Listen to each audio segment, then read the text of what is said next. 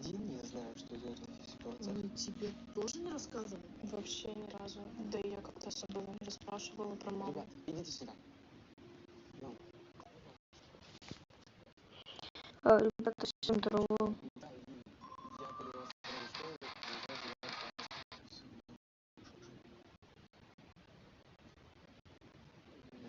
я постригся.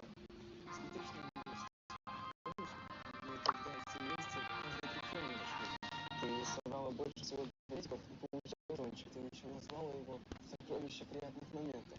Ты накупила швейцарскую раковину и разрешила смотреть телевизор до 7 утра. Сейчас у меня такое же. Привет, всем здорово.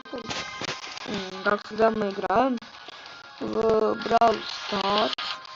Вы получите скоро подписочку.